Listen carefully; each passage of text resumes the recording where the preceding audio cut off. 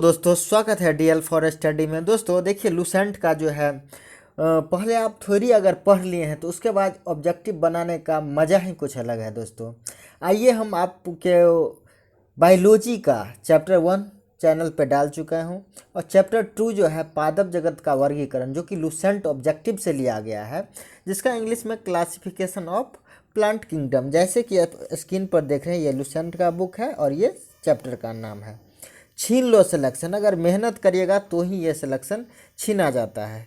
अब कन्फ्यूजन नहीं होगा दोस्तों, तो चैनल पे बने रहिए।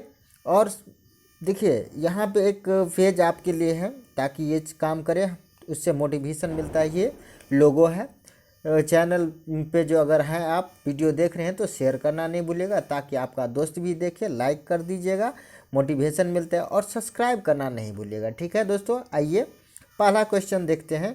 क्या है पहला क्वेश्चन? पहला क्वेश्चन कह रहा है निम्नलिखित में से किसे वर्गीकी का पितामह कहा जाता है? तो वर्गीकी का पितामह जो कहा जाता है दोस्तों, वो कहा जाता है आपको लिनियस को, जो कि option number C right answer है। क्वेश्चन नंबर दूसरा कर, स्पीड थोड़ा होगा दोस्तों क्योंकि आप पढ़ चुके हैं तो रिवीजन हो रहा है ये, तो स्पीड में ले चलेंगे ताकि टाइम की बचत हो। द्विनाम पद्धति के प्रतिपादक थे, तो द्विनाम पद्धति के प्रतिपादक जो थे वो दोस्तों वो थे लिनियस ही द्विनाम पद्धति के प्रतिपादक थे। सिस्टमा नेचर किसकी प्रसिद्ध पुस्तक है? तो सिस्टमा नेचर जो पुस्तक है वो किसकी है? तो याद रखिएगा वो भी एक लिनियस का ही पुस्तक है। क्वेश्चन नंबर 4, पुष्पी पादपों को रखा जाता है। तो पुष्पी पादपों को जो रखा जाता है वो किस क्षेत्र में रखा जाता है? वो जो रखा जाता है आपको फेनरोगेम्स के रूप में रखा जाता है, जो कि option number B right answer होगा। क्वेश्चन नंबर 5 का रहा है अपुष्पीय पादपों को रखा जाता है। तो अपुष्पीय पादपों को जो रखा जाता है वो जो रखा जाता है दोस्तों वो रखा जाता है क्रिप्टोगैम्स में, जो कि अपुष्पीय पादपों को क्रिप्टोगैम्स में रखा जाता है। Option number A right answer हो जाएगा। क्वेश्चन नंबर 6 देखिए, 6 का रहा है वर्गीकरण की आधारीय इकाई है। तो वर्गीकरण का जो आधारीय इकाई है याद रखिएगा आप लोग, वो है स्पेसीज, जो कि option number C right answer होगा। क्वेश्चन नंबर 7 का रहा है, 7 का रहा है हाइड्रोफाइटस होते हैं। हाइड्रोफाइटस क्या होते हैं? तो हाइड्रोफाइटस जो होते हैं वो एक होते हैं जलीय पौधा, जो कि option number B right answer हो जाएगा। क्वेश्चन नंबर 8 देखिए, 8 का रहा है द्विनाम पद्धति का अभिप्राय है पौधे के नाम को 2 शब्दों में लिखना जो बताते हैं कि उनके पौधे को 2 नाम में लिखते हैं, जो क्या बताता है उसका 8 का जो आंसर राइट हो जाएगा वो हो जाएगा ए, जो कि पहला वंश बताता है, दूसरा जाति के रूप में बताता है द्विनाम पद्धति को। क्वेश्चन नंबर 9 का रहा है जिन पौधे पर बीज बनते हैं किंतु पुष्प नहीं लगते कहते हैं। तो जिन पौधे पर बीज बनते हैं लेकिन पुष्प नहीं लगते उसे क्या कहा जाता है? उसे जो कहा जाता है वो कहा जाता है अनावृत बीजी, जो कि option number B right answer होगा। क्वेश्चन नंबर 10 देखिए, जीवाणु की खोज सर्वप्रथम किसने की? जीवाणु की खोज जो है करने वाले वैज्ञानिक का नाम पूछ रहा है, तो उसका खोज जो किया था वो लीवेनहॉक के द्वारा किया गया था, जो कि option number A right answer हो जाएगा। क्वेश्चन नंबर 11 का रहा है जीवाणु से संबंधित निम्न कथनों में से सही है। तो कथन है, पहला है सभी जीवाणु स्वपोषी होते हैं, सभी जीवाणु विधिपोषी होते हैं, अधिकांश जीवाणु विधिपोषी होते हैं किंतु कुछ स्वपोषी होते हैं, सभी जीवाणु प्रकाश संश्लेषी होते हैं। तो 11 का जो राइट आंसर हो जाएगा वो हो जाएगा अधिकांश जीवाणु विविधपोषी होते हैं किंतु स्वपोषी होते हैं। Option number C right answer होगा। क्वेश्चन 12 का रहा है जीवाणुओं को पौधे माना गया है क्योंकि? तो जीवाणु को पौधे क्यों माना गया है? क्योंकि याद रखिएगा इनमें कठोर कोशिका भित्ति होती है। तो जीवाणु में क्या होता है? कठोर कोशिका भित्ति, जो कि option number B right answer होगा। क्वेश्चन नंबर 13 का रहा है निम्नलिखित में से किस में माइटोकॉन्ड्रिया अनुपस्थित होते हैं? तो माइटोकॉन्ड्रिया की अनुपस्थिति जो होती है वो किस में होती है? तो याद रखिएगा माइटोकॉन्ड्रिया नहीं रहते हैं, जो कि वो रहते हैं जीवाणु में माइटोकॉन्ड्रिया नहीं पाए जाते हैं। क्वेश्चन नंबर 14 का रहा है जीवाणु की साधारण आकृति क्या होती है? अब पूछ रहा है कि जीवाणु की साधारण आकृति पूछ रहा है तो किस रूप में होता है? तो 14 का जो याद रखिए वो रखिएगा क्षर रूपी, जो कि option number A right answer होगा। जीवाणु की आकृति जो है एक क्षर रूपी होती है। क्वेश्चन नंबर 15 देखिए, 15 कह रहा है जो जीवाणु आकार में सबसे छोटे होते हैं कहलाते हैं। जीवाणु सबसे आकार में जो छोटे होते हैं वो क्या कहलाते हैं? तो याद रखिएगा वो कहलाते हैं गोलाणु, जो कि ऑप्शन नंबर ए में लिखा हुआ है। गोलाणु सबसे छोटे जीवाणु पाए जाते हैं। क्वेश्चन नंबर 16, 16 कह रहा है एक गोल जीवाणु कहलाता है। एक गोल जीवाणु क्या कहलाता है? तो याद रखिएगा एक गोल जीवाणु जो है कोकस कहलाता है, जो कि option number C right answer होगा। ठीक है, अब क्वेश्चन नंबर देखिए, सी नहीं लगा, ये सी होगा। क्वेश्चन नंबर 17, 17 कह रहा है एक सर्पिलाकार जीवाणु को कहते हैं। एक सर्पिलाकार जीवाणु को क्या कहा जाता है? तो याद रखिएगा एक सर्पिलाकार जीवाणु को स्पाइरिलम कहते हैं, जो कि ऑप्शन नंबर डी राइट होगा। स्पाइरिलम जो है एक सर्पिलाकार जीवाणु को कहा जाता है। ठीक है, अब क्वेश्चन नंबर 18 देखिए, 18 कह रहा है वास्तविक केंद्रक किसमें अनुपस्थित होते हैं? तो वास्तविक केंद्रक जो अनुपस्थित होते हैं वो किस में होते हैं? तो याद रखिएगा जीवाणु में वास्तविक केंद्रक अनुपस्थिति होते हैं, जो कि option number C right answer होगा। क्वेश्चन नंबर 19, 19 कह रहा है निम्नलिखित में से कौन शाब्दिक संख्या में पाए जाते हैं? तो सबसे ज़्यादा संख्या में जो पाने वाला जीवाणु होते हैं, जो कि option number C right answer होगा, याद रखिएगा।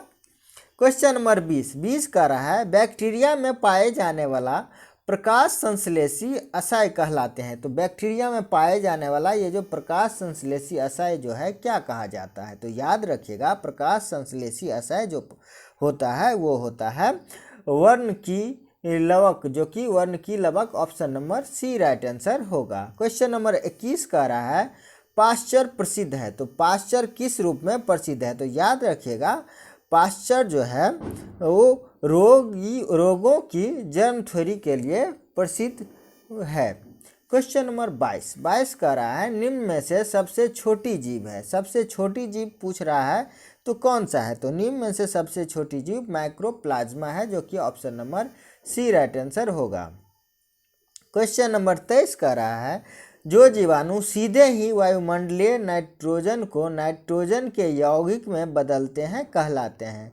तो सीधे क्या करता है वायुमंडलीय में नाइट्रोजन को नाइट्रोजन के यौगिक में बदलते हैं, उसे जो कहा जाता है वो कहा जाता है नाइट्रोजन स्थिरीकारी जीवाणु, जो कि ऑप्शन नंबर सी राइट होगा। क्या होगा? नाइट्रोजन स्थिरीकारी जीवाणु कहा जाता है। क्वेश्चन नंबर 24, 24 कह रहा है मूल ग्रंथिकाओं रूट नूडल्स पाई जाती है। मूल ग्रंथिकाओं कहाँ पाई जाती है? तो 24 का जो याद रखिएगा वो क्या होगा, आपको कुछ लेग्यूमिनस पादपों तथा कुछ अन्य पौधों में भी मूल ग्रंथिकाओं पाई जाती है, जो कि option number A right answer होगा।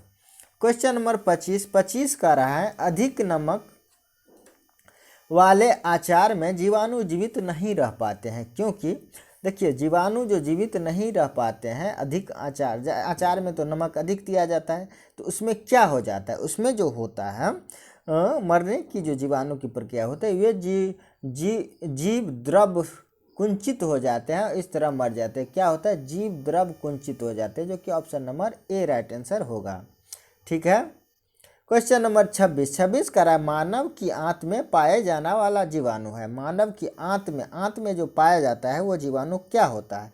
वो होता है एसररिसिया कोलाई के रूप में जाना जाता है, option number B right answer होगा। क्वेश्चन नंबर अब 27 देखिए, 27 कह रहा है तपेदिक टीबी उत्पन्न करने वाला जीवाणु है। टीबी को जो उत्पन्न करने वाला जीवाणु है उसे क्या कहा जाता है? वो कहा जाता है माइक्रोबैक्टीरियम तपेदिक टीबी को उत्पन्न करता है, option number B right answer होगा। क्वेश्चन नंबर 28 कह रहा है भोजन की विषाक्तता उत्पन्न होती है। विषाक्तता जो उत्पन्न होती है वो भोजन में क्यों होती है? तो वो जो होती है वो होती है क्लस्ट्रीडियम बैटुलिनम द्वारा, जो कि option number B right answer हो जाएगा।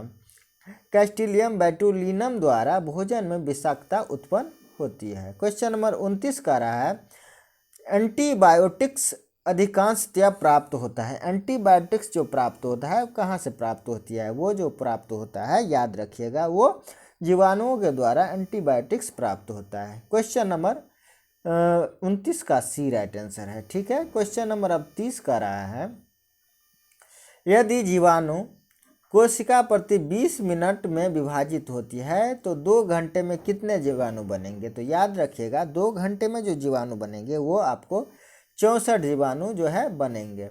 क्वेश्चन नंबर 31 का रहा है, नाइट्रोजन यौगिकरण में निम्नलिखित या निम्नांकित में से कौन सा फसल सहायक होता है। नाइट्रोजन यौगिकरण में कौन सा फसल सहायक होता है। तो याद रखिएगा वो होता है फली जो है नाइट्रोजन यौगिकरण में सहायता होता है। क्वेश्चन नंबर 32 का रहा है, नाइट्रोजन स्थिरीकरण में लेग हीमोग्लोबिन का क्या कार्य है। लेग हीमोग्लोबिन का क्या कार्य है। तो याद रखिएगा लेग हीमोग्लोबिन नाइट्रोजन स्थिरीकरण में जो कार्य करता है वो कार्य करता है ऑक्सीजन का अवशोषण का कार्य करता है। Option number A right answer होगा।